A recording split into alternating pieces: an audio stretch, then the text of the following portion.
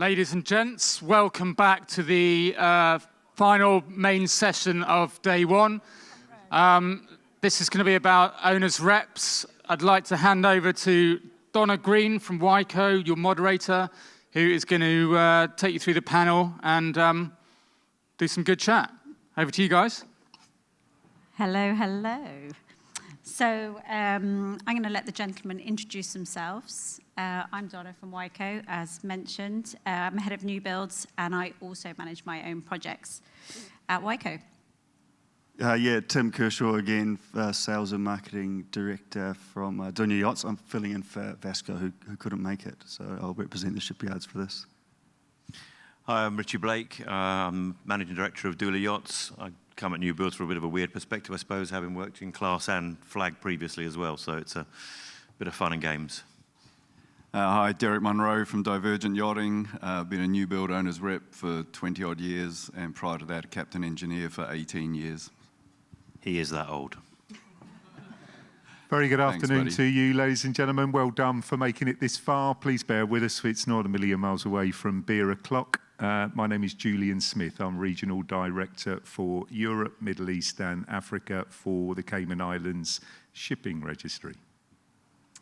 So we're going to delve a little bit deeper into the topic of owners' representatives. I think it's been touched on, certainly this afternoon, by the other panels. But we're going to focus on sort of who are owners' reps, where do they add value, and how can they reduce disappointment. I'm going to start with a little quote. A good owner's rep makes the impossible happen. A great owner's rep makes the owner believe it was his idea. So I know we've got varied opinions, or maybe some similar opinions, on what is an owner's rep, or who is best placed to be an owner's rep. Richie? I don't mind, I'm happy to start. An owner's rep, it's a strange term, because it depends, the role depends very much on what the project is you're building. You know, if you're the team you put together to build a 110-meter one-off bespoke piece of kit is very, very different to the team you would assemble to put together a 30-meter series boat, you know, 15th in series, et cetera, et cetera, et cetera. I've always taken it that an owner's rep is someone that knows the owner's wishes and such things and can represent them to the rest of the team, not to be confused with the project manager, although one person could fill both roles on a small build. And again, we think, oh yeah, we've got the guy in the yard, the project manager. Well, is he a C-suite welding inspector? So why are you expecting him to know about weld defects and steel alignment and those sorts of things? Each one of the skills you need when putting together a project is a bespoke set of skills. And if you've got someone that knows what they're doing leading the team, they know that at different stages of the build, they need to bring in different skills. And at that way, you can then make the project run smoothly. You can cooperate well with the shipyard, come out with very few warranty items and a good relationship to get warranty items fixed, and a super excited owner that's going to get loads and loads of enjoyment from playing with our project. I did warn you, I talk a lot. And we're done. No, I mean, I think another question to come from that is, you know, is there one owner's representative on a project? Derek? I believe so. I think you should always have one point of contact so you don't confuse things. There might be a load of people working at similar levels within your organisation, depending on, like Richie said, the size of the boat, the project. But there should be one point of contact for the shipyard, just like the shipyard provides us one point of contact for us to talk to at the shipyard. Otherwise you get confused, and that's the last thing you want.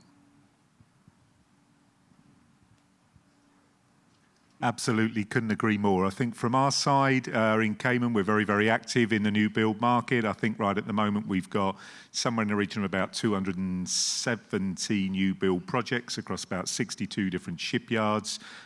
For us, we warmly welcome the opportunity to get involved very, very early on in the project with an owner's representative, most certainly at new build kickoff meetings, and ideally much earlier than that, certainly pre-contract stage. We welcome the opportunity to engage with owners' representatives with open arms. We genuinely recognise the value that they bring to the new build process. Yeah. Good point. So where do you feel perhaps the owners' reps add the most tangible value to the project?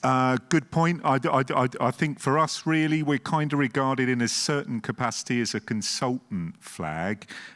People come to us because I suppose we have a very privileged position in terms of getting a high-level overview of the new build industry across Northern Europe and beyond. One of the areas really where it's very, very easy, I think, for us to overstep the mark is when we inadvertently end up getting involved in operational matters for which the scope of existing statutory regulation may not properly address the full picture.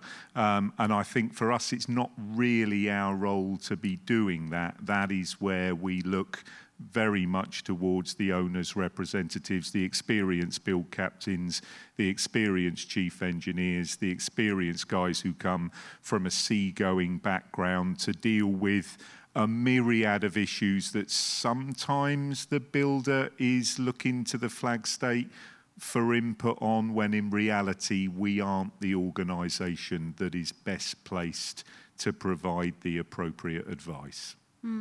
Derek, from your perspective, how do you feel you had the most critical involvement as an owner's rep? Once again, it depends on the project, but if it's a big project, you want to be involved early. I'm a big believer of long LOIs, especially on something over 80 metres up to whatever it is, and especially if it's a bespoke vessel that's going into new technology.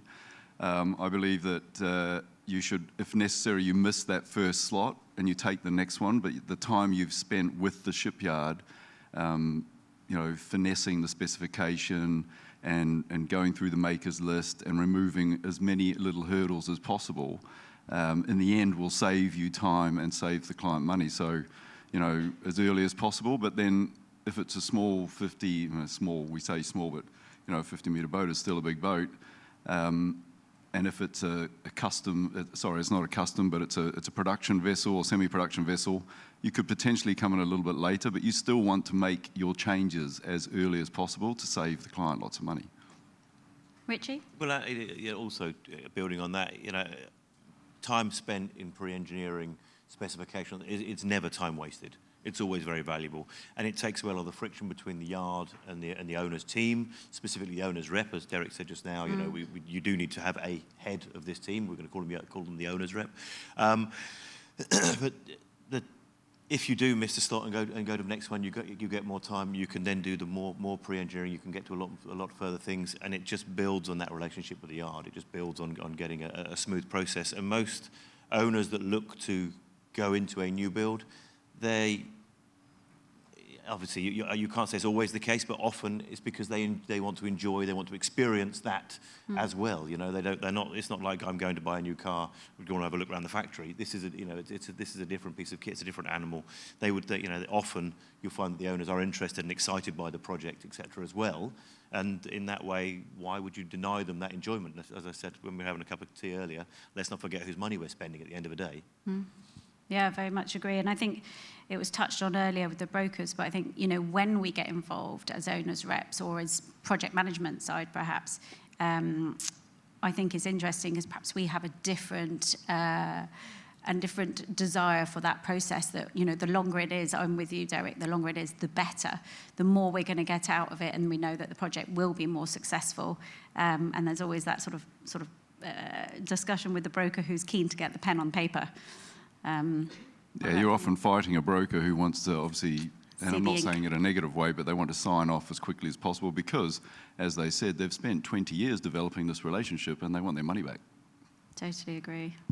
Yeah, from our side, and it's similar to what the brokers were saying, there's a big part of this is the relationship, and the owners' reps have that relationship and understanding of the clients. So we pull from that a lot because the owner's not going to be there throughout the build. And so when we need decisions made or things checked, we can go to the owners' reps and they will be able to answer that decision. I've had something, one of the builds where we've said to the owner's rep, who was not particularly experienced owner's rep, we're saying, are you sure that's what the owner wants? And are you also sure that that's suited for his use, which was going to be charter? And we were, on our side, we're actually convinced it wasn't going to be. He said, no, let's go ahead with it. The owner actually wasn't that happy with it, and it didn't suit charter. And so then it created a headache for everyone. Whereas when you've got an experienced owner's rep who also has a very good relationship with the owner and understands what they want, how they're going to use the boat, it's invaluable for us, and it makes the whole process smoother and the end product better suited for the client. Yeah, I think that's interesting in relation to sort of the level of attendance expected by an owner's rep at the shipyard and in meetings, and back to, depending on the size of the project and how custom it is the size of that team. I think having one person being ultimate decision maker or authority is one thing, but personally myself, I can't attend every technical meeting and I don't have the experience to input. So I have to delegate some tasks, but ultimately, your big team meetings, I'm there and present and we collaborate. Richie, would you like to add to that? Absolutely, it's horses for courses. You're getting the right team together to build the project, regardless of the size. The team size will change. I've been involved in builds where another boat being built in the same yard by another team has one chap who turns up he flies on a Monday, turns up on a Tuesday for an hour or two, and then disappears again. And that's the entire. And you see how much the owner's paying for that.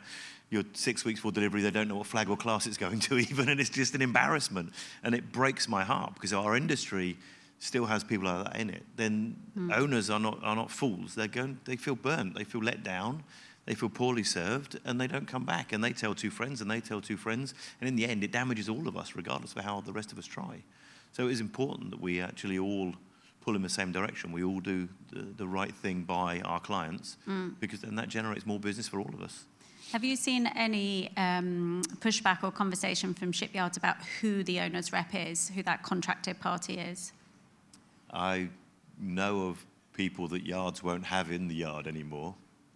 And often for good reason, not just because, and not because I wasn't looking for names, but not because they were being, it's very simplistic to think, oh yeah, they were standing up for the owner. No, that's not the case. The owner wasn't being well served by that individual. What you had was perhaps Mr. Shouty in there who liked to swear and shout and not be reasonable, not listen and not do his homework. And then the yard get fed up with that because they're producing dozens and dozens of variations to contract, and they're obliged to say, okay, we've done the research, it will cost you this much, and they're taking engineering hours and other such things in dealing with all this. And the yard said, no, we don't want to be involved in that anymore. And I think we've all. I doubt there's anyone in this room who hasn't come across these sorts of people in their lives. Yeah, we have to be careful with the owners with that advice, but it's certainly something that we approach to just make sure the right person is representing the client for each project. Yeah, I think that the owner's representative, I say qualified, but is qualified to do the role. It's competent. Is competent, yeah, and I think knows the owner, obviously, but, knows who the team is around them. Every owner, every buyer of any yacht has a different motivation for buying that yacht. Everyone wants to. Some people want to go heli skiing, so they want to do this, that, and the other. Some people are taking granny with them, so they want to make sure there's a good sick bay on it. Others want to go along the south coast of France on a wedding cake and have and let everyone see them coming in and out of Monaco. Everyone has a different motivation for it. Some have children, some are older. So there is no one shoe fits every foot. You need to assemble the right team for the right boat for the right owner. One of the most exciting projects I dealt with wasn't the biggest, it wasn't the brashest, it wasn't the most exciting technology on it, but the owner, the lady that was actually behind the force behind the project, knew her own mind and knew what she wanted, and it was absolutely lovely. It was wonderful working with them, because there were a number of decisions that were made, and I went, no, it doesn't work like that, let me explain it to you, and she would say, no, it does, because. I went, okay, now it's my problem, thank you very much, Mum, I'll get on with that. But it was a lovely relationship we had, and it was a really exciting project, because she knew her own mind, because she knew she was taking her grandchildren on this thing, and this is what she was going to do, and that was that. And she really, everyone says they don't care about resale value.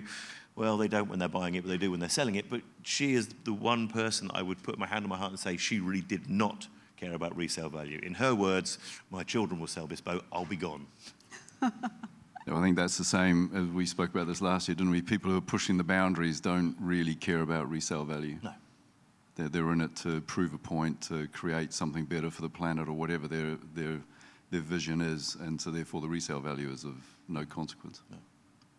I guess that's perhaps where our side and the brokerage team, obviously, when I collaborate with a broker pre-contract, there's always that element coming in that they're focused on and reminding the client of, and I'm driving what the client, ensuring that they get, they ultimately build what they want and to use on a daily basis.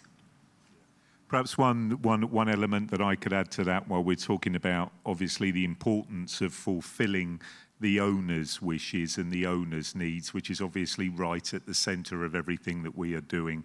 One of the issues that we really cannot emphasise enough is the importance of educating the owner in terms of being willing to hand over sufficient real estate on board to proper crew accommodation, get the right number of cabins in. It's not just about compliance with a minimum safe manning document, which is all that's required to drive the thing and tie it up. It's also about the interior department. It's also about the ability to comply with hours of work and rest. And if we don't get that sufficient amount of real estate handed over for the purpose of crew accommodation right from the very outset, as pretty as the thing looks on paper, it's going to come down to causing a problem once the vessel goes into service, because that service level will have to give at some point or another. And that is something, when we're here talking about the value that an owner's representative can add to the project from our perspective as a regulator, we're aware of the industry's issues around about compliance with hours of work and rest and that kind of thing. Providing the sufficient level of crew accommodation and a little bit more, just to make sure that they can maintain that 5-star service on board. That for us is one of the key issues that we see from our side, and one of the primary opportunities that an owner's representative has to add real value to the project, because it doesn't look pretty when you're looking at it on paper. It's not really what the owner's going to want to see. So I think having that ability to be able to educate them about the necessity of it is one of the key areas that we appreciate owners' reps focusing on. Yeah. But we all know wellness is such an important part in a crew member's lifestyle, and it's what allows them to provide the service that the owner wants. So, we need to be making sure that there are areas for that. And like you said, it's about educating the client. And, this little bit of space seems like a lot to you now, but it'll save you a great deal of money later on when you're not changing crew every 2 months because they're really, really upset with the space they've got. They're not mentally in the right place. They're unhappy. They want to go home. Motivation is poor because of that. Exactly.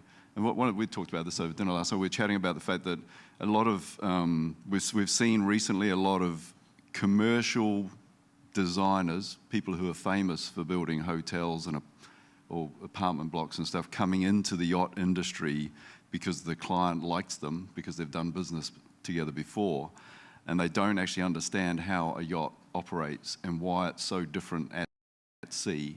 And in particular, I was involved in a large project, and it took me 4 months to convince the designer that on this 100+ meter boat, a galley downstairs on the lower deck would not allow hot coffee or food to the dinner service that he was planning on the top deck. So what was he going to do about it? And he just couldn't get his head around the fact. He was looking at the drawing and going, well, it's really close. It's like, mate, you drew this. This is a 120 meter boat. That's from there to there is 75 meters. So we have all these lots of new designers coming in, but they need someone to give a little bit of guidance, a little bit of help.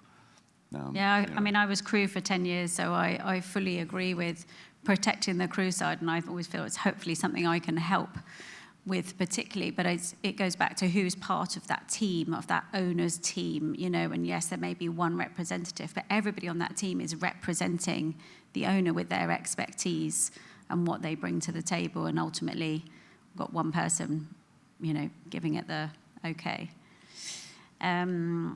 So managing expectations we touched on there, and educating, I think, is a big part of what an owner's rep does, educating the client. So what are the most common sources of disappointment in yacht construction?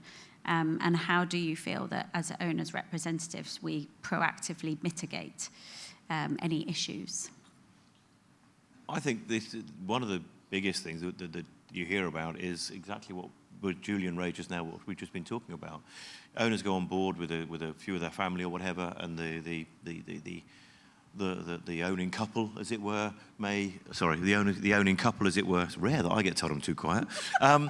The owning couple, as it were, they may be early risers and they want to get out and go on the beach and everything else, but one of their children may be a night owl and wants to be up all night and everything else. And during the build, they've squeezed the crew accommodation and they don't have the crew to provide, as Julian said, that high-level 7-star service throughout that period of time without exhausting the crew before. We did a build when I was still at Cayman, actually, so I wasn't the owner's rep. I was actually the flag state surveyor for that one. Absolutely, it complied. It was all good. There was sufficient accommodation, minimum safe manning document, enough officers' cabins, everything else. But for whatever reason, the owner's representative on that project hadn't really discussed in detail with the owner how they wanted to operate the boat, where they wanted to go, and what they wanted to do. And they came across this exact problem. There weren't enough people on board to fulfill if the family were there, all of their desires. It didn't work in that way. Now, luckily, this particular owner, American chap, an absolutely lovely chap, I now know him personally as well. When the captain turned around to him after they came on board for 8 days and stayed on board for about 3 weeks, so that was a bit of a shocker as well.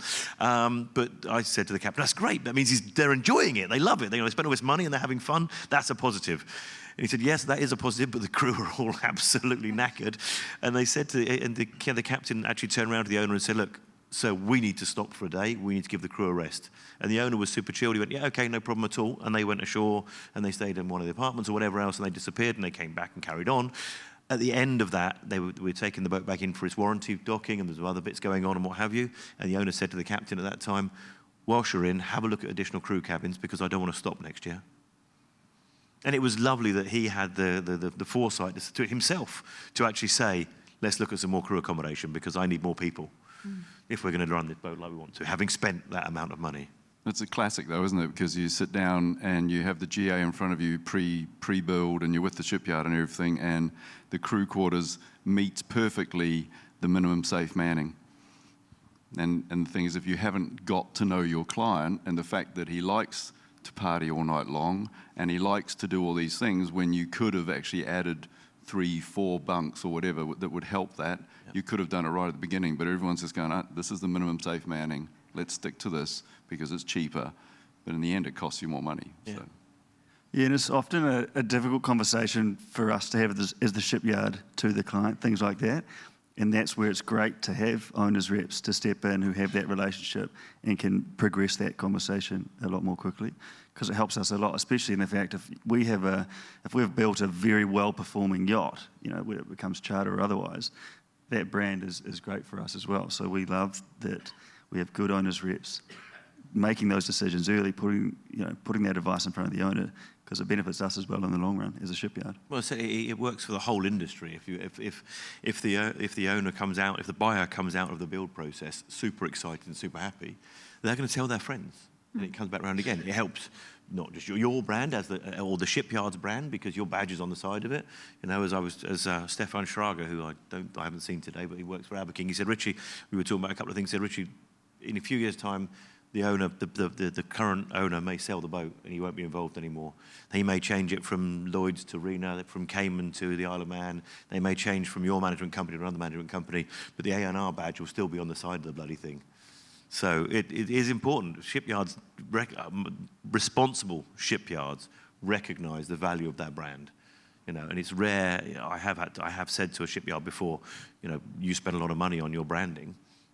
What's it worth? Because if you carry on like this, the boat's going to get detained on delivery, and that doesn't work for any of us, And then people have to be a bit sensible and come back to the table and start to try and, as we said at the beginning, work collaboratively. Yeah, so I think, there's obviously different perspectives on the project, and especially the owner can have a very different perspective to the shipyard. So I guess from a shipyard perspective, do you feel the owner's rep, how do they help navigate those differences to ensure that there's a smooth process? Yeah, it's different with every owner and every project, but it's just an easier point of communication, realistically. We're there to please the owner and make sure we're delivering what they want, and if we're constantly questioning things with them, it's not a great relationship for us to have. So that's where we really want someone who knows them well, trusts them well, and when if Derek goes to a client and challenges them on something, they've got that long-standing relationship, so it's so much easier than when it's coming from us. And so when you've got that representation, it's just so much easier for everyone, especially our side, to help us challenge where they need to be challenged, I guess. I mean, I think we wear many hats, don't we? Sort of mediator, translator, educator, the list goes on. Derek or Julian? Sorry, yeah, absolutely. I think one other particular case that comes to mind, I know that we've dealt with a number of cases where we've had a new build project that has gone into service, and then we've had the management company coming in to speak to us about various disappointments from the owner and quite what it is that they're able to do about that. I think one of the arrangements in particular is in relation to shell doors and the opening of those being very, very close to the waterline. We have these huge, great big shell doors in the sides of yachts nowadays. When the whole thing is opened up and it's sat there on a mill pond, it looks absolutely fabulous. It looks like you live in a dream. You're sat on the back, you've got a G&T, everything is wonderful until local little tender comes past and all of a sudden everything around you is all floating and all the rest of it. So you get this immediate sense of disappointment in terms of what exactly is it that I have bought here. So again, it's things like that where you have regulatory requirements that may well facilitate those sorts of arrangements, albeit it's important to educate the owner in terms of the operational limitations that those types of arrangements are going to see. So it's kind of a buyer beware type case, really. And I think that kind of thing, again, where you're talking about people justifying their fees, why do we exist, how can we add value to the project, things like that, for me, absolutely key. It's just try and avoid the surprises and the disappointment, because nobody wants that. And I think, as Richie's already pointed out, it just translates to bad business for everybody, right? So. I mean, it's the minimum again, isn't it? I mean, class give you the minimum requirements for safety. Flag will give you the minimum requirements for running the boat. So it's about how you, as an experienced owner's rep or an operator, can explain to the client, well, you know, that is the minimum. Yes, you'll get away with it, but you know what? If we raise that by, let's make it great, 500 mil, and we move that bit over there, then you'll be able to use it in 90% of sea states instead of in 40%. So, you know, it's about just chatting to your client and getting to know what he wants to do, and just pushing it a bit, because, you know, they are, no offense, but, you know, they're giving us the minimum safety requirements and the minimum, so we should be making it better than that. Absolutely, no. It's the same the world over. They set a minimum standard. It's like, oh, well, I didn't break the law. Well, I'm really pleased for you, but you can do so much better than that, and we should be absolutely proud of what we do, and we should stand up for these. The owners want something that is amazing. Something, you know, we are in that industry. We shouldn't be thinking, what is the legal minimum we can get away with here?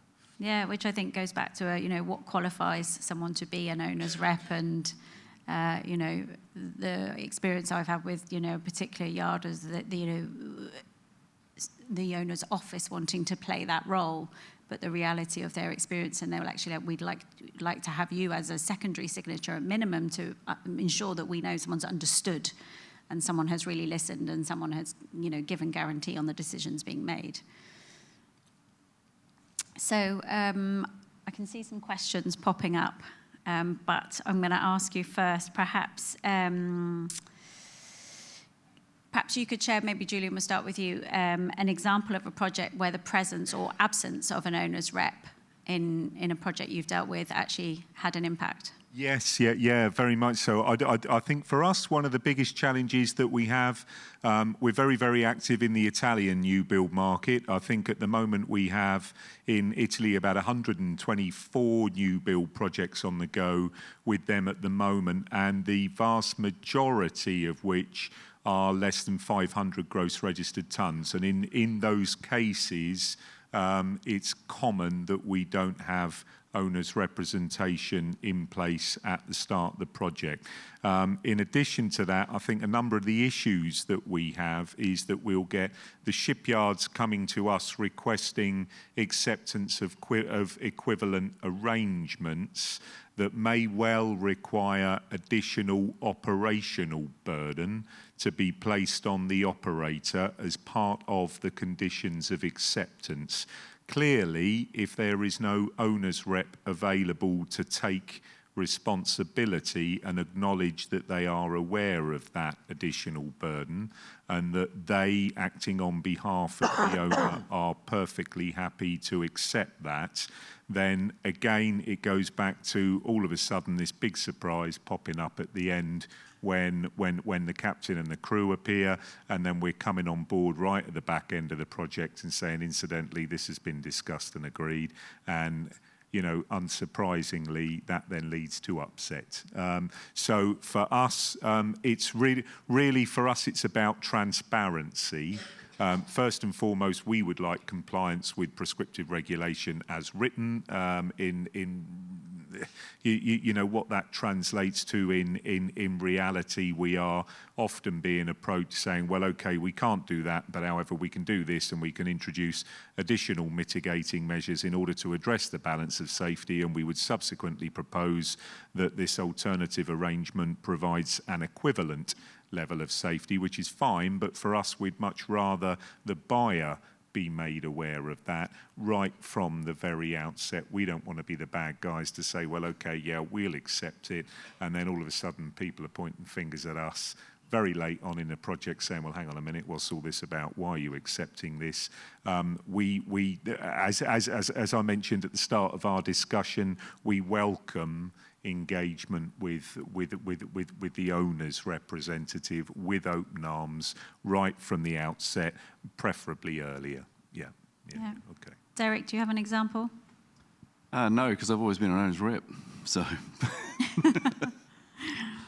You missed the chance to say, well, all the projects I've been involved in have obviously gone better because of me. But obviously have, maybe. You said it for It me. was Thank you very presence much. or absence. It's nice that my Richie? competitor says that about me.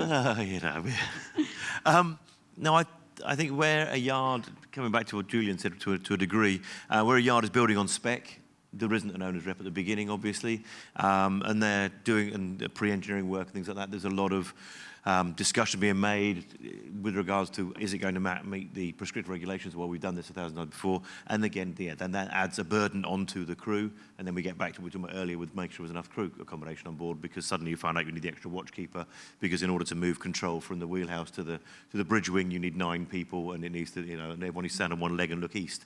It's just, so dealing with those sorts of things is difficult for the yard, because of course their motivation and their experience are different to that of the long-serving captain who has known the owner for a long time, or the engineer that's seen these different things, or whatever your background may be. Everyone, as we said earlier, everyone brings a different skill set to the table. So I think that's where you can sometimes find difficulties, because then when the boat gets sold on, and an owner's team does get brought in, and they look at it and they say, what on earth were you thinking? Why have you done this? Why have you done that? Why have you done the other? And coming back to what we said about pre-engineering time earlier, it is, I'm not saying it's easy to redesign a boat, but it's far easier to move a line on paper than it is to move a bulkhead in steel. Sorry, Tim. Or less it's interesting that actually the smaller boats are the hardest ones to get involved with. And it might be that I've been involved as an owner's rep on a 28-metre boat, and you'd go, well, why do you need that? But you're only in there once every 6 weeks, because that's what the client wants. And all you could be doing at the beginning is saying, hey, I don't like the way you run your cables. Please run them like this. And when you do this with your piping, please do it like this. And then you go away and you come back 6 weeks later and you hope that they've done it. Or the 30-metre, which is similar. But it's actually easier to run a bigger project with a team than it is the smaller projects. Could not agree more. Yeah, I think my example is the one I said earlier, with, a material that we recommended to be sealed, and the owner's rep hadn't had any real experience with that material and said, no, let's leave it. And then, of course, it turned out that the owner wasn't happy with it, and we later at stage had to do that. So, again, just needing that experience is just so important. So I'm looking at the questions, and that top one, I feel like it's a topic we should discuss. How do the panel feel about the York qualification and the Seabass shipyard pressure to only accept those with this qualification? Who says that they will only accept those with that? Well, it was qualification? stated, I believe. It was originally, it was originally, but it's actually not the case. I've been advised by the shipyards. I think it's great that people are being trained to be owners' reps. but I think there needs to be a prerequisite with experience and knowledge about operating a boat. No offence to the junior crews and that, but if you come in after a year on a boat and then go and do your York certificate, you're not an owner's rep. You're like the orange belt in martial arts. You have a long way to go before you become the black and the 8th dan or whatever. There is so much more to it than just an online course teaching someone how to be an owner's rep. That's just my opinion. Yeah, I mean, the question we're going to ask is how many new build projects have you been involved with, whether that's as a captain through that stage or owner's rep, and that's where your real qualification comes from, that experience. Yeah, I think it's similar to what the brokers were saying earlier with a diploma for them. It's I don't know what the answer is. I think we all agree you need to be qualified to do the role, whether that's experience or various other things we've already mentioned. But I don't know if any of you would be keen to sign up for the owner's rep diploma. As Derek said, not at $8,000. No, as Derek said, the shipyards haven't said that. But at the end of the day, it is a commercial relationship. The shipyard wants the owner to build their boat in their yard. I think the promoters of the course stated that. Oh no, I'm pleased for them. Yeah, absolutely, good for them. But let's not forget the owner's representative. The clue's in the title. Works for the owner of the boat. Now they employ a lot of people. And they have a rigorous, I'm sure, selection process. And they check the qualification experience of the people they take on. And yes, they have convinced themselves and satisfied themselves this individual will adequately represent them in this project. And if the shipyard don't want to work with that individual, as I said earlier, I know of people that shipyards won't have in the room. And then they need to talk to the owner and say, look, we'd love to have your project, sir, or madam, but this person you've selected is a real pain, and if you want to go with them, we're going to charge you an extra €1 million because that's what it's going to cost us in additional engineering, and then see what happens. You know, I love the idea of people being qualified. Working for as long as I have as a regulator before I got involved in yacht management, you know, with the SDCW and bringing those people on from that side of things. The skill set expected of DPAs, CSOs, and these sorts of people. Yeah, I'm all for training, but training on its own doesn't actually do it. Training plus experience, then that does it. So if someone's come to be an owner's rep and they've got this qualification or any, not picking on this particular qualification, but any qualification, and they've got minimal time at sea, minimal experience of how boats work, no experience with class, with flag, etc., then they're not representing the owner. No, I mean the owner's got to accept you as well, right? You've got to convince them that you're worthy of the role as well. Yeah. Can we bring back the other questions? I'm pretty sure there was another good one there. There was 2 or 3. Who's got control? Here we go.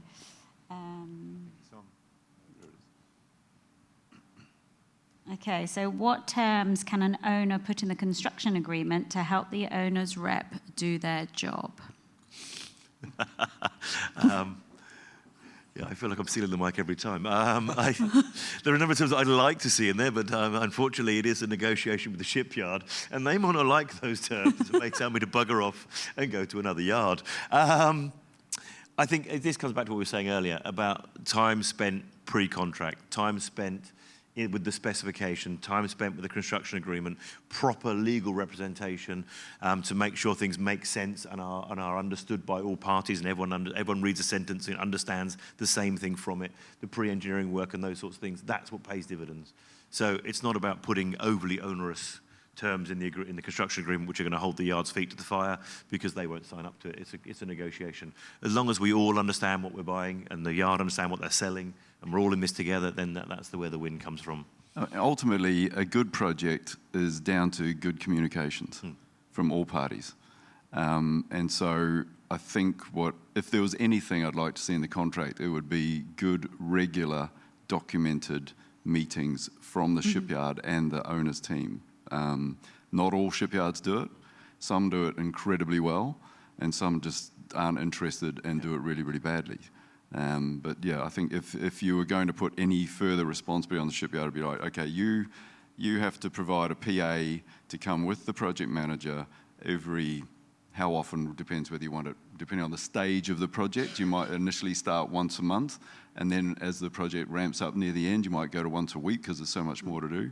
But that has to be documented Everyone has to be able to read the minutes of meeting, put their comments in to make sure it's understood by both parties, and then it carries on from there. But there are some shipyards just aren't interested in doing that. I mean, I think that's critical. I mean, I think with that open transparency between the shipyard and the owner's team, you know, you're going to wash out any issues before they even become. You're aware of a decision if it's going to be late. You know what we need to do to get there in time. So I'm big believer of that. But it prevents the well, I said this 3 months ago, and they go, no, you didn't, and it's so well, I've got it on an email, and well, I haven't got it on my email, and so well, okay. So and with all the will in the world, we don't remember accurately, so it's it needs to be documented at the time. We do. Oh, clearly you're better than me. Yeah. I just from our perspective as the regulator, I think I think probably the key issues that we see. One of the things that I've never really understood properly. We speak to an awful lot of owners' representatives who, for reasons I've never understood, don't seem to have ready access to approved plans. So for both us as the Flag Administration and for the Classification Society, we'll both contract directly with the shipyard, and therefore the correspondence will go directly between them and us, and we will return our approval documentation to them. And I think under certain circumstances, what I find is quite common that surprises me is that if I speak to an owner's representative when we talk about the status of the approval process, in a lot of cases I've found that they are uncertain or quite ill-informed, and they don't seem to have ready access to approved plans and documentation. For me, that would be key. I think if I was an owner's representative and I was reporting to my client and they're saying, well, whereabouts are we? You can say, well, the thing's built and it looks nice and you're happy with the colour of the cushions. Whether or not the structure has been approved or everybody's formally agreed the degree of weathertight integrity to be provided is something entirely different. Because if you've got sticking points in the approval process, you may well find that you're backtracking at some point or another because you may need to get into amendments of some sort or another to the as-built arrangement. Certainly for me, for an owner's representative who wants to genuinely keep on top of the project, they should be fully aware of that, certainly as far as I'm concerned, yeah. And then that takes you into the as-built drawings, doesn't it, at the end of the project? It certainly does. How long does it take to get them, and how many shipyards actually give you all the as-built drawings and documentation that you're supposed to get? And then you have hassles and warranty, and then you have hassles 2 years later.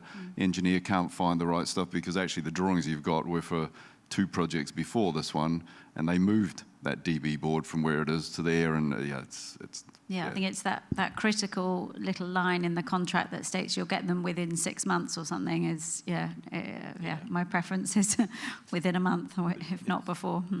You know, it's improved dramatically over the years, but it still amazes me the amount of pushback you get from shipyards. I'm not saying yours particularly, but any, you know, they will use the term very loosely, but it amazes me the amount of pushback you get from shipyards who really don't want the owner's representation, the owner's team, to be talking to class, be talking to Flag.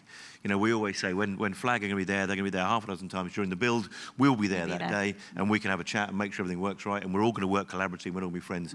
The number of times the shipyard will say, oh, well, you can be on site, but we don't want you, we need to do, and they try to get, what are you scared of? Come on, we're all in this together. We all want to come out, but let's be transparent, let's be open about it. I'm happy for you to be in the room while I'm talking to them, so if I'm talking crap, you can say, no, that's not the way this works. But equally, let's all be transparent all together. And as I say, it used to be the case that it was a hellish fight every time, and you would struggle to even get the minutes of the meeting after the meeting, let alone be involved in the meeting. But it's come a long way, but we still do come across yards who really don't want you to be in that dynamic. And the interesting thing is actually, the owner's paying for that. So why shouldn't the owner's team have access? The shipyard goes, oh no, it's in our, we're paying them. But actually, no.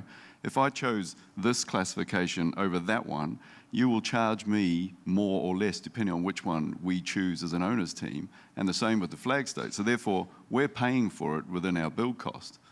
So therefore, why don't we have access to the service that we're paying for?